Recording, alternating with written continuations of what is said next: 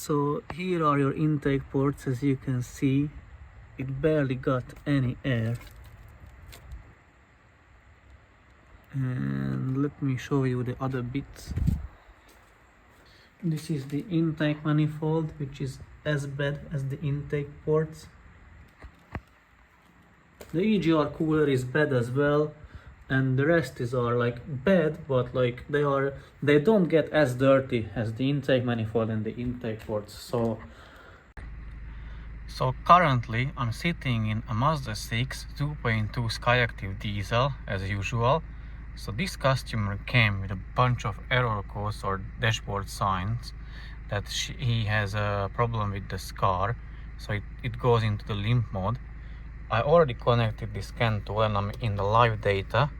So I tried to test first the vacuum pump for him, because he asked me to do all my best that I can and check everything if it works okay.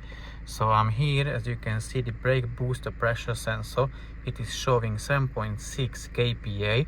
So I'm checking that if the vacuum pump works properly, because this is a 2013 model and it may have the worn camshaft, exhaust camshaft.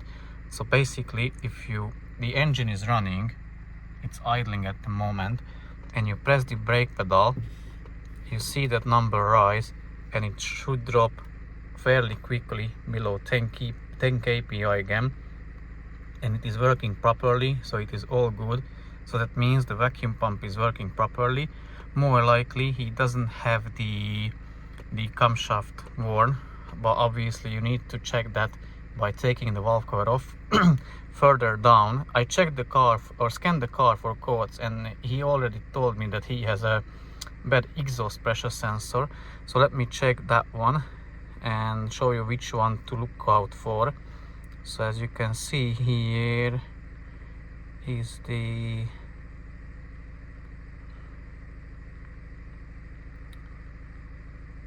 you can check the oil pressure. It should be 180, so it's nearly there, it's good. It means that he probably doesn't have the oil strainer blocked at the moment. And here the exhaust pressure sensor, it should show 100, but it is showing only 50.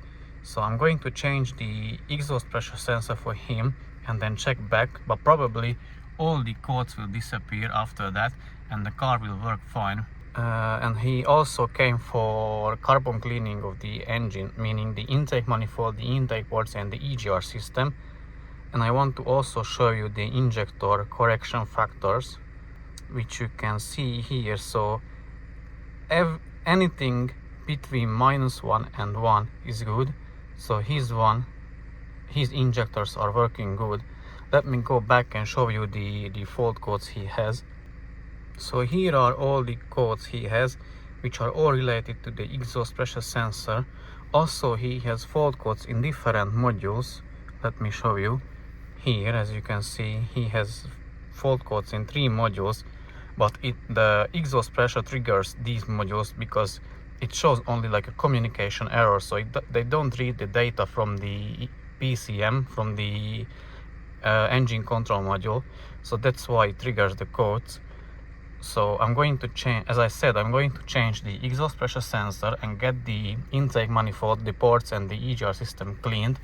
I'm going to drain the coolant first and later I will reuse it. So without further ado, let's jump straight into it. So here we are, the car is on ramps, and as you can see, I put a bucket underneath so I can drain the coolant. I removed the intake box from here and also one intake pipe which goes to the intake box. So basically undo these two 12mm bolts, unclip the connector for the muff sensor. Here are the clamps, they are size 10 hex socket, so undo with the size 10 hex socket, one there, one on the side of the intake box, and then you just pull off the intake box, and then you will see a wing nut style cap. Yeah, there it is, down there. So I'm going to undo it and let the coolant drain. First I'm going to slowly undo it so the flow is like consistent and strained down to the bucket, and then I will let air go into the system so it will flow better, but I don't want to spill or like make a mess, so I'll be careful with it. So here I go. I don't know if you will be able to see it, but basically just turn this plastic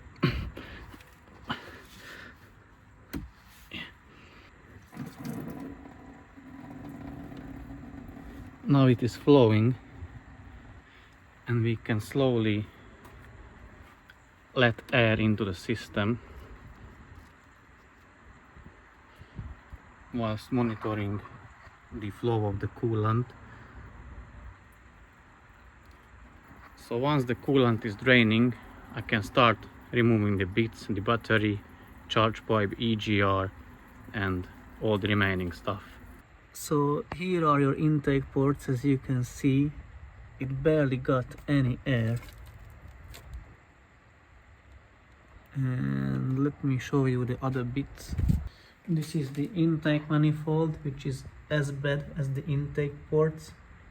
I just wanted to do a quick video and show you what causes the P0401 error on the Mazda 6 2.2 Skyactiv engines, which is here. I'm doing that one. This is my brother's car. I'm getting the gearbox out of it. So I have already removed the bits and parts. I'm just going to prepare it for cleaning for my girlfriend, as she will do the cleaning. So here is the EGR pipe, the EGR, the cooler, and the intake manifold. And I wanted to show you what causes the problem. So this is this tube. If I undo the 3 bolts, which I will do in soon, you will see that there is a cylinder with 2 open holes, and it will be completely blocked. Maybe I can show it from the intake manifold side. Sorry, from the throttle body, but you can't see because it's dark. But I will remove it soon so that you will be able to see it properly, and I will explain it in a bit. So here you can see that the tube a little bit better, which is here from the top. So I have already removed the 3 bolts. I'm gonna remove that tube as well, but just so you show to you how it looks like. It is full of carbon, and this triggers the code because it is blocked and it cannot let the air flow through it. So here it is. As you can see, it is full of big chunks of carbon deposits, and the hole was blocked as well, and it doesn't let the air flow through it. It is located here in the intake manifold. To be honest, this is one of the worst, if not the worst one I done so far. The car has 120,000 miles on the clock, I believe, but I guess it was never done before. It looks terrible. So here are the rest of the bits.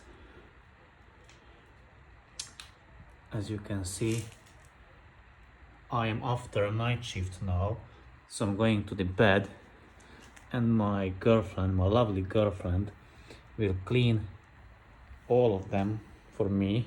And after she does the cleaning physically with the cleaner, EGR cleaner, and scrape everything off with a screwdriver and clean everything from inside the best she can, I will do the ultrasonic cleaner. About the ultrasonic cleaner, the big bath. So I want to see and try how it works and how much cleaner the things will be with it. So stay tuned if you want to see the video. And after I woke up, I'm gonna do the walnut blasting on the intake ports, put everything back together, and give it back to the owner finally.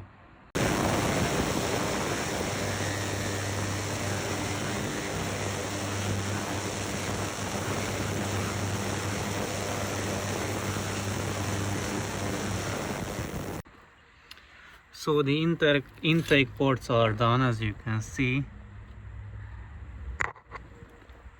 This one was the worst one so far. I had to remove the glow plugs and check with the endoscope when the piston is at the top dead center, because I couldn't put the endoscope down the intake port hose as it was so clogged and filled up with carbon deposits, so it was seriously so bad.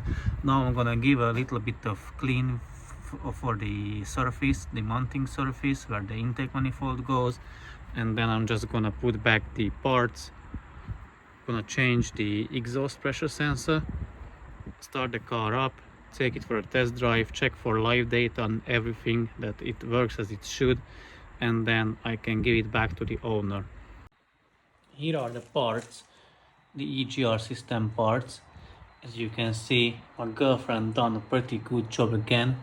She cleaned all of these. I done the intake manifold.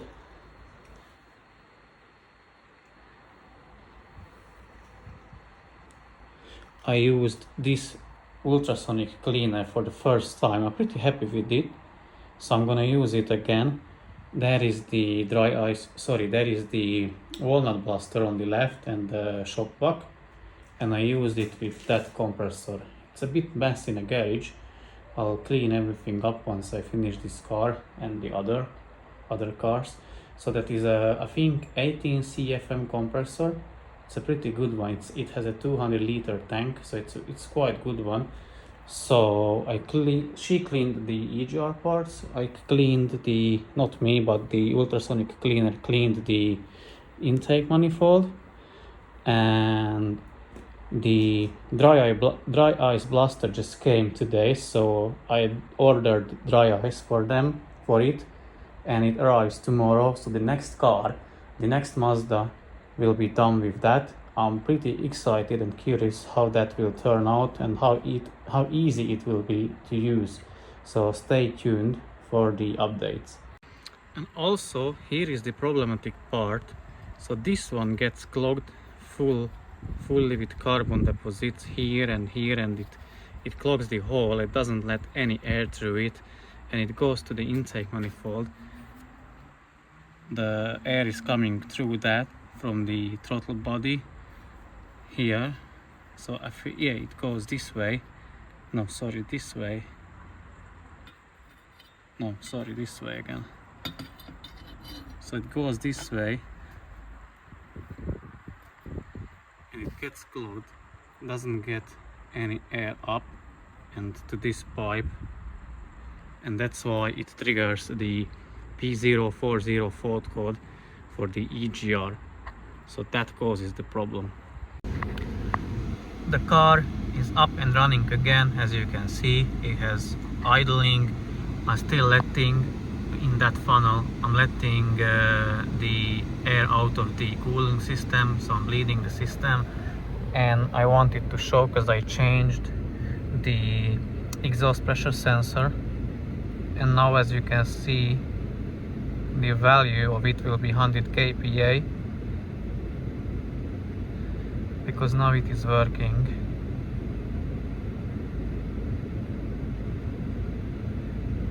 It has good oil pressure. It's supposed to be 180, and it is like around that. And as you can see, here is the exhaust pressure sensor. Before it was 50, now it is 100, above 100. You have to check it with the engine off and the ignition on. Let me try to do that so I can show you. Okay, I turned off the ignition completely. Now turn back the ignition. Yeah, it is back on, and as you can see, it reads 100 kPa because I changed the sensor. I'll show you in a second which sensor is that. And now let me start the car again to bleed the system.